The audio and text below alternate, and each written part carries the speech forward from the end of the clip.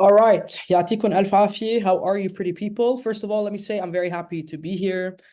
But I also want to be honest with you and tell you that this training in particular has been somewhat difficult من ناحية it's something that I'm tapping into that's a little not new to me as in the techniques, but new to me teaching such techniques. So these are techniques that I use. These are techniques that I've taken from another coach that actually teaches mnemonics. And this is why we're here today. I actually have Zena Awar to thank because her and I were discussing a few things together.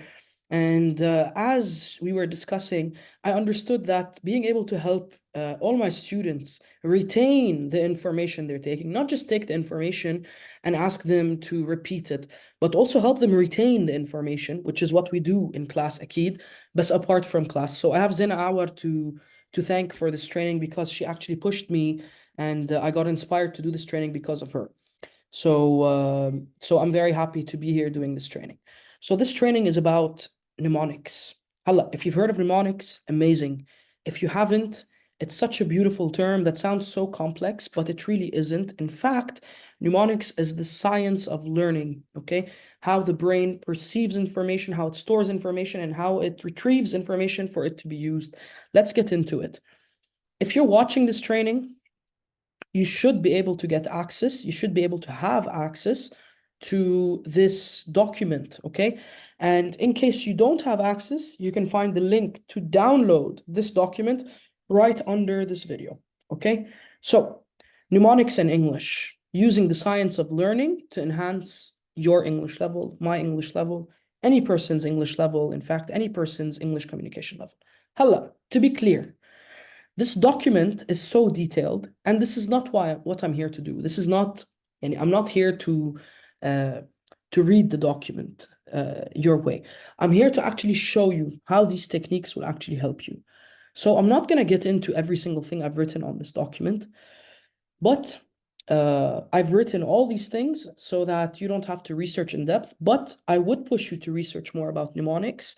Now that you have this document in your hand, you can read more about it and you can do your own research as well. Hello. Just real quick, what are mnemonics? Mnemonics are memory aids or techniques. They're things that help the memory or techniques that help individuals encode, store, and retrieve information more effectively. Like we were saying, encode, understand, store, نترك, or retrieve and نجيب information, that way we can use it. The term mnemonics is derived from mnemosine, the Greek goddess of memory. In fact, I don't know if you're familiar with Stoicism, but a lot of Greek rulers used mnemonics, and hala, you will see because I gave a quick history on mnemonics.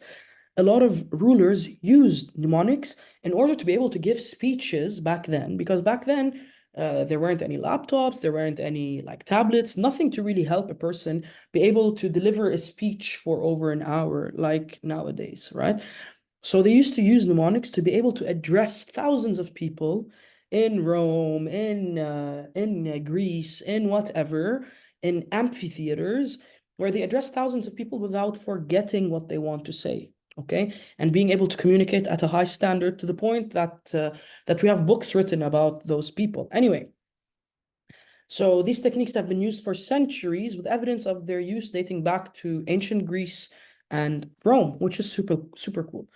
Hala, I'm not gonna go into too much this about the history of mnemonics. You can read it yourself, okay? But generally speaking, like I said, it was derived from that period where the Greeks and the Romans and where the Greeks and the Romans were like rising, the rise of the Greek Empire and the Roman Empire to address the thousands and millions of people. There are many techniques in mnemonics, many techniques in mnemonics to the point that even in class نحن, my team and I, we use mnemonics to address the material, to cover the material, and you use mnemonics probably without even knowing sometimes. So there are many different techniques. I'm not going to get into the history too much, but feel free to go ahead and read the document. So just real quick, mnemonics work by capitalizing on the brain's natural ability to remember images. يعني mnemonics uses the way the brain thinks in order to take in information, which is amazing. This is what we want. And it's how the brain understands material, which is the science of learning. Okay. So it capitalizes on the brain's natural ability to remember images, associations, and spatial relationships, يعني distances, so on and so forth. These techniques often involve transforming abstract information, which are words, which are English words that we use, into more memorable forms, such as vivid mental images, acronyms, and rhymes. And acronyms, I'm pretty positive you guys know it, but just for the sake of clarity, an acronym is when we get a bunch of words and we make it smaller. For example, CEO is an acronym, Chief Executive Officer, بتصير CEO. CEO هي الأكرونيم تبع Chief Executive Officer. Mnemonics can target various aspects of memory, including encoding, the process of inputting information into the memory, storage, retaining the information, and retrieval, getting the information in order to use it when needed. I gave some information on the proof around mnemonics and the efficacy and how effective it is. Please go ahead and start reading it or go ahead and go through it. But in a nutshell, we use it often in education. We use it in psychology. We use it in like medicine from a sense of like mental health, so on and so forth. So you're going to notice here that I wrote down several techniques of mnemonics. Some of them are yellow, some of them are white. ليش? The ones that are in yellow are the ones that I believe are effective in what we are doing here in Boss English Secrets from a perspective of you as my student, or you as an English learner, or as someone that's improving their English, because I too am an English learner. I believe that we're all learners here. So these are the techniques that I personally believe will be very effective in helping us and helping everyone that's learning English learn English at a higher standard, at a better level. But before I go on, here I mentioned in the proof of efficacy, there's a study that shows they got two groups of people. And these two groups of people, I just want to say something. I'm in the kitchen right now. I'm in my parents' kitchen, but كنت تعرفوني, but today I've been staying at my parents' house for a few weeks. To be honest, my mother traveled and my sister came to Lebanon. She's been here for a little while, and my father's here alone. So it's amazing to be spending time with my sister and my father, some quality time. So I've been working mainly from here. Sometimes I'm going to the office, but anyway, generally speaking, I'm in my mother's kitchen, so please عفوني إنه I'm not in my office. What I was saying to you, جابوا two groups of people, and they conducted a study on these people, where these people had to memorize and study certain material. And the study that they conducted is the people that used mnemonics versus the people that didn't. And people that used mnemonics were able to memorize the material and understand the material by tenfold as much as the people that didn't use mnemonics, which is super interesting. You will find all this information inside this document. So please go ahead and read this document. It's super interesting. I wrote it all. I went through it all. I did some research. And to be honest, because I was talking earlier about Zina Awad, while Zina and I were discussing over the phone, I told her, Zina, I'm going to do a quick video for you on mnemonics. And then I got home and I started doing my research, and I noticed, man, I don't want to do a quick video. It's not going to be effective. A training needs to be like a training is what is going to be effective. And for me to be able to do this training, I need to do some research, so on and so forth. So this was 2 days ago. I had told Zena I'll be sending her the video in the evening. Of course, I told her that I decided to do a training, so it's going to take me a little more time. But it took me more time than I expected. So I'm really happy to just be here giving this training. Despite it being out of my comfort zone, yani, I'm happy to be doing it. I'm happy to be sharing such information with you. You'll notice that I wrote down around 28 techniques, and I highlighted the one that I personally think is the most effective out of them all. هلا, I said I personally think is the most effective out of them all. ليش عم هيك? Because what I think is effective for me might not be effective for you. Any one of these techniques might be more effective for you than me. So my whole point of doing this is not to come and tell you, do what I'm saying. No, it's for me to introduce you to mnemonics, to show you how you can use them to improve your English language. From there, it's up to you what you actually do. And if you actually put in the work, you will see results. If you don't, then you won't see any different result. You will see the result that we've been working on with you. As in the regular result that we've been working on. This, yani, I can give the training, but I can't force you to do the work. So if you put in that extra, if you go the extra mile and put in that extra work, you will for sure see a different result, a faster result, and a more effective result. So I've mentioned 28 different techniques of mnemonics. Are there more? Absolutely. Are there different techniques? Absolutely. Mnemonics are a huge kind of world, to the point today while I was doing my research, I got inspired to buy a mnemonics book, and I will be doing that because I think it's amazing. I'm not going to read each and every one. Please, you go through them. I actually put an explanation of each and every one if you would like to understand the techniques better. I gave 2 pages where I'm explaining these techniques in detail. Hello. What I'm going to do with you here is show you how I'm going to learn new words in English with you while we are doing this training. And I'm going to show you how I'm going to do that based off of the different techniques that I've chosen. Yani, that's my dog, if you can hear her. Yani, out of these techniques, I've chosen a few that I want to highlight with you, show you how to do them, and then it's up to you what you do. We're going to start with the first one. And the way I placed them, by the way, the way I placed these techniques, just for you to know. You can do these techniques by themselves. You can also do these techniques in a combination form. Yani, you can start with one and combine it to another and keep going. The more combinations we add, the stronger, the more effective what you're doing will become. I hope that made sense. Okay. So we're going to start with the first method, which is the method of low-key. To be honest, I'm not 100% sure why it's called the method of low-key. I should probably research more into that. But generally speaking, the method of low-key, it uses spatial relations, okay, and a space for us. It uses space for us to remember or for us to use this technique. What do we mean by that? You choose a location that you're familiar with. Of course, I put all the steps down so you can reread them. على رواق. You choose a location you're familiar with. Let's say I'm in this kitchen. I'm very familiar with this kitchen. It's where I grew up, right? Then you identify key locations within this location. Yeah, for example, let's take the kitchen, okay? A key location would be, for example, the fridge. It's to my left. Then behind me, there's the oven. You can't see it, but it's right there. It's the oven, all right? So it's right there. To my right, there's a cupboard. In front of me, there's the sink. And then to my other left, there's another fridge, a smaller fridge. So we choose and we identify key locations within this location. Hala. I gave examples such as schools, such as universities, such as your neighborhood. It could be any location that you're really familiar with, as long as you can choose key points inside that location to really pinpoint or to have as anchors, let's say. What do we do with these locations? It's quite simple. I'm not going to go through explaining the steps. I'm going to explain them myself to you. We have a list of words.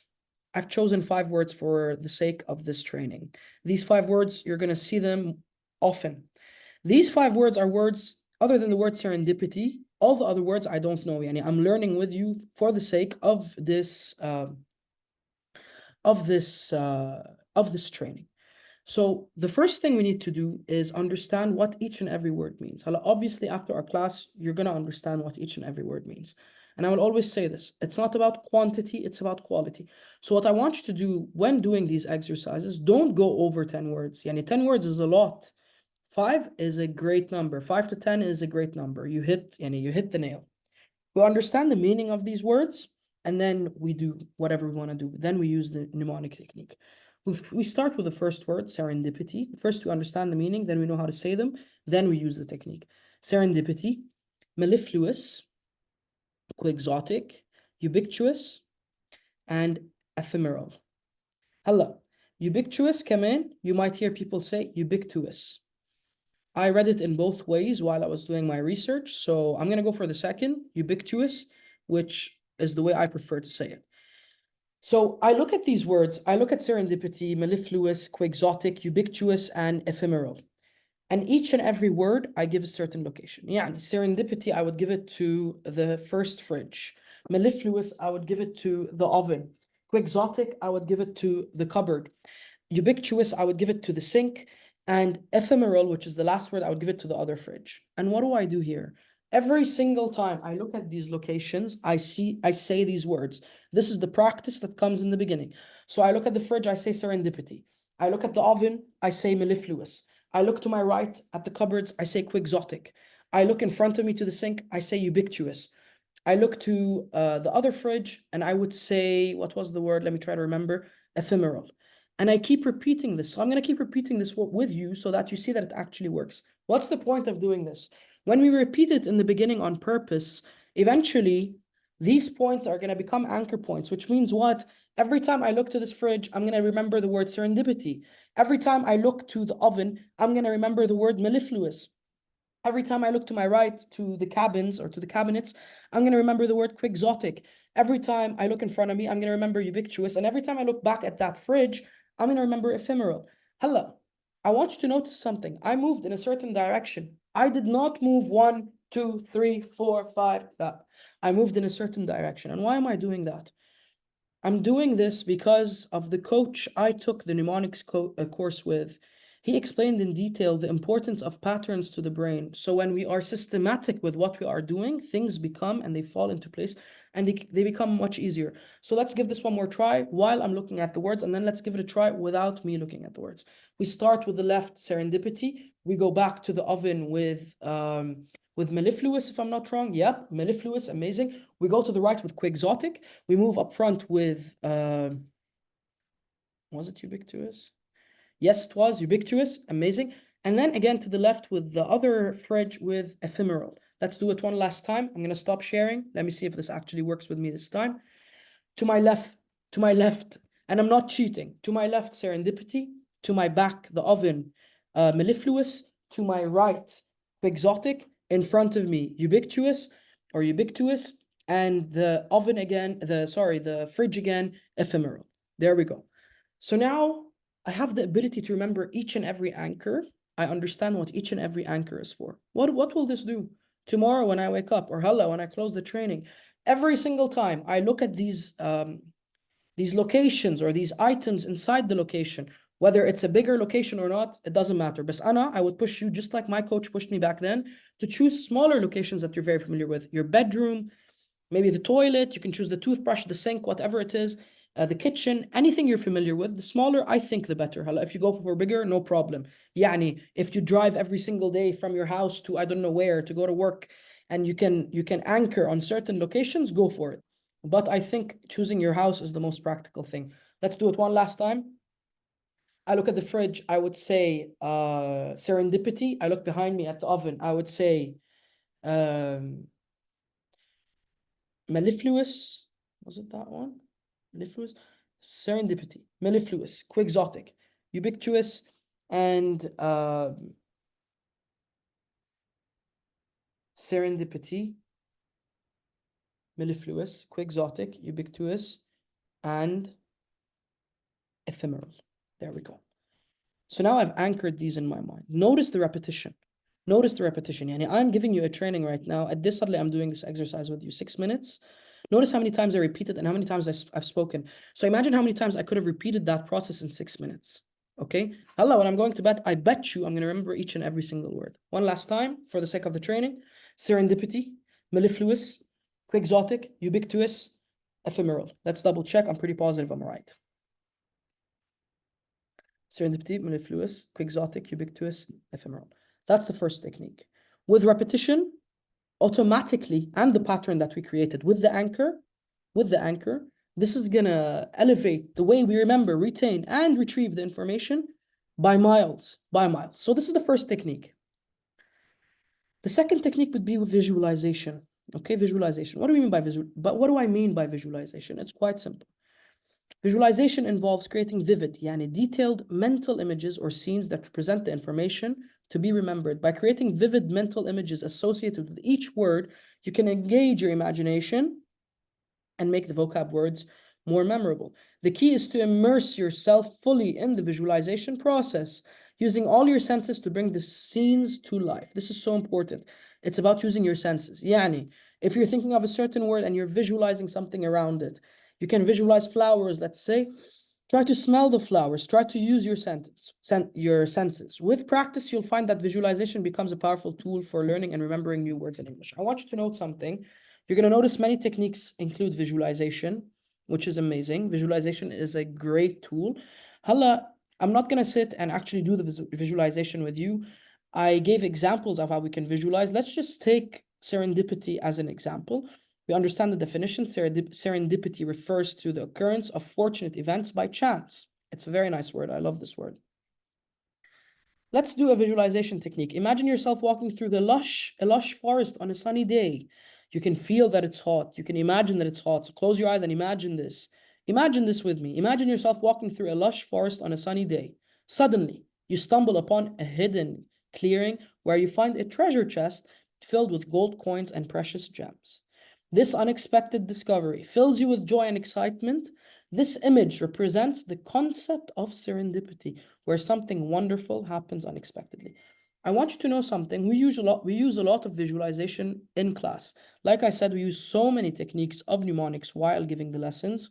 When you put in the extra work with us using mnemonics, you will find results by tenfold.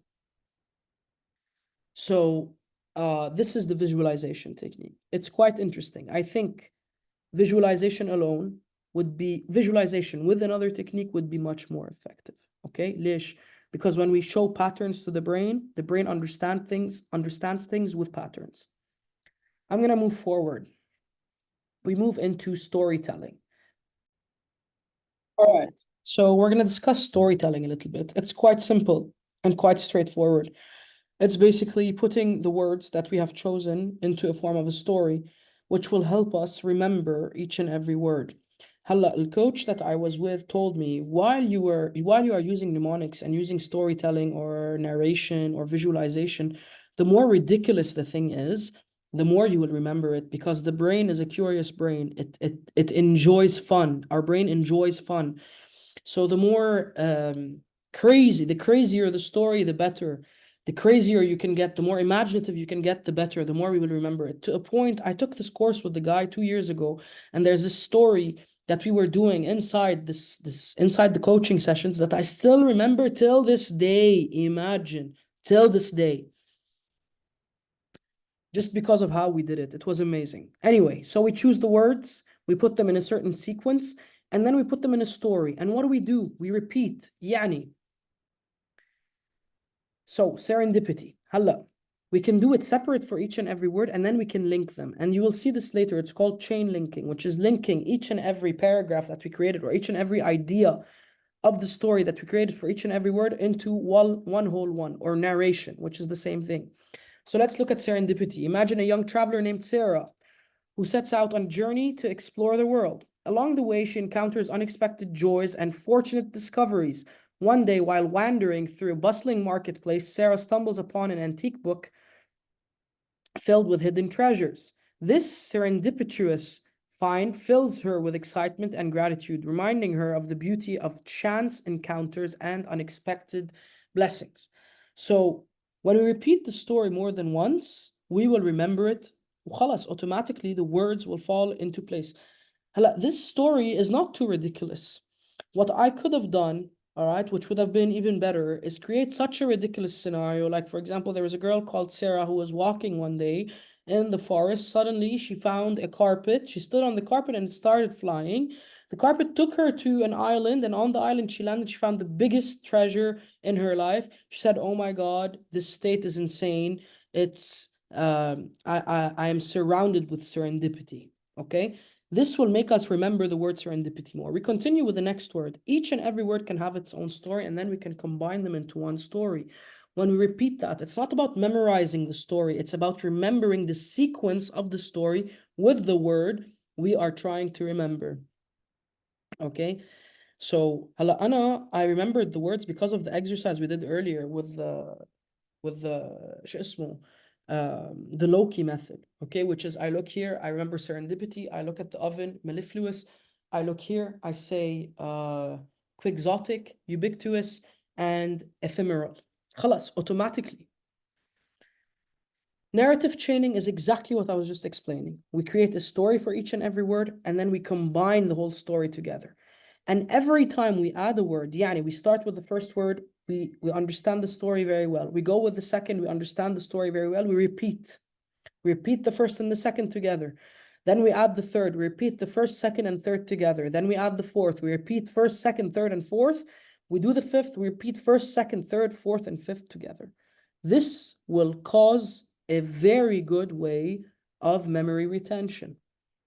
Okay? Chain linking, same thing. Chain linking is just technically making it shorter. Instead of creating such a huge paragraph, we make it shorter. Yani, for example, we can say, we can link the word serendipity to treasure. So every time I would say treasure to you, you would think of serendipity.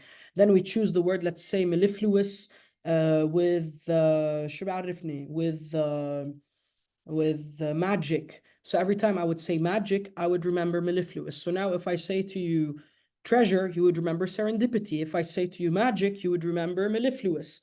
So it becomes like somewhat of a chain. So I would say, okay, first we have treasure, which is serendipity. Then we have magic, which is mellifluous. Halla. Notice how I chose words such as treasure. It's a visual word. I can see the treasure. Magic, I can also sense the magic. I can see the magic in my head. The more words we use that are visual, the better it is for our brain, for our memory to retain the information. Oh, I already did chain linking. Why is it here again? Oh no, I was discussing chain linking, excuse me. Okay. So we choose basically an association word, just like I did now. Yani with serendipity, I chose treasure, for example, or a surprise. You can see surprise in front of you. With mellifluous, I chose melody earlier. Now I'm choosing magic. Something that will make me remember the exact word in a chain kind of way. Same system. We do the first one alone, the second one, then we do the first and the second. We do the third one, then we do the first, third, and the first, second, and third, so on and so forth. The super cool one, acronyms and acrostics. What are acrostics? Basically, أكيد سامعين فيها. Please, I want to make sure that I added it here. I don't think I did. Okay, I don't think I did. Ya Allah, I wanted to, but I forgot. Let me tell you about it. For those of you who used to love math in school, I don't know if you remember this or if you've heard this. Please excuse my dear Aunt Sally. The one that we used to use in math. Let me show you what I'm talking about. PEMDAS. Please excuse, sorry, PEMDAS. Excuse my dear Aunt Sally. That stands for parentheses, exponents, multiplication, division, addition, subtraction, right? The sequence of how to do math equation, parentheses, exponents, multiplication, division, addition, subtraction. Please excuse my dear Aunt Sally لحتى نتذكر الsequence. This is called an acrostic. So it's basically taking the acronym and giving it a sentence that's catchy. That way we will never forget it. Same thing here. And I think this technique is genius, by the way. It's genius. This is one of my favorite techniques. If I would recommend you to do something, it would be the method of Loki. It would be narration and acronyms and acrostics. I think these are some of the most effective ways to, some of the most effective mnemonic techniques to use inside of learning English. Let's see how we can use acronyms and acrostics in what we are trying to do here. So it's quite simple.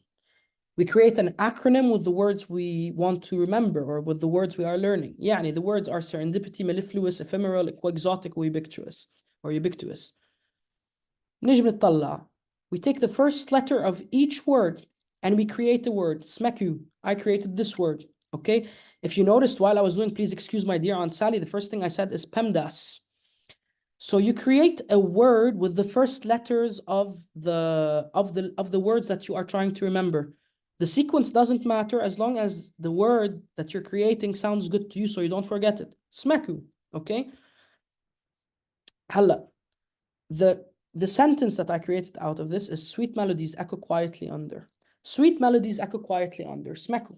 Sweet melodies echo quietly under. شو عملنا هون guys? أخذنا we created an acronym, we created an acrostic, and then what did we do? We used chain linking to remember. ليش? We are remembering serendipity because of sweet. We are remembering mellifluous because of melodies. Ephemeral because of echo, quixotic because of quietly, ubiquitous because of under. Sweet melodies echo quietly under. Sweet melodies echo quietly under. Smeku. Sweet melodies echo quietly under. Sweet is for serendipity. Melodies is for mellifluous. Echo is for ephemeral. Smaku. Sweet melodies echo quietly under. Q is for quixotic. Under is for ubiquitous. Look at that. It even worked with me.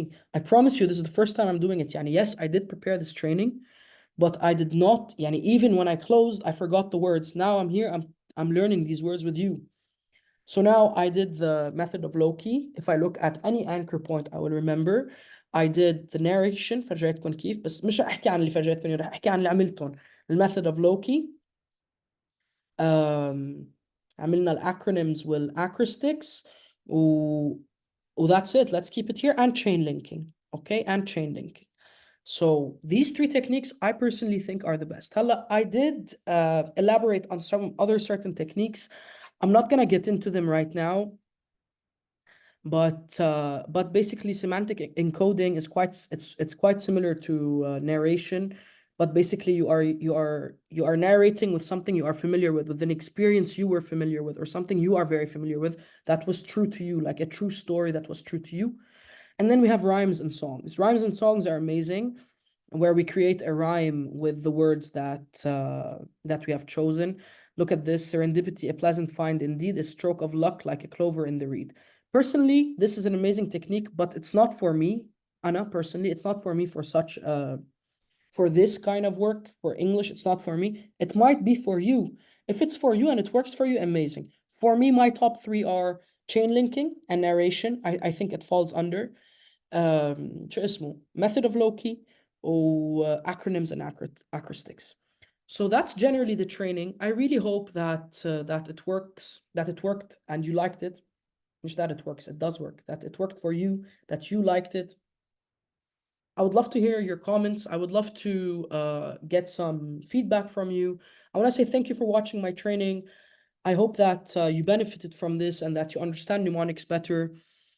This is the first time I give a mnemonics training. It was a bit uncomfortable for me, but I'm very happy I did it because now I'm even more familiar with teaching such material. So thank you and have a good night or day wherever you may be. Cheers.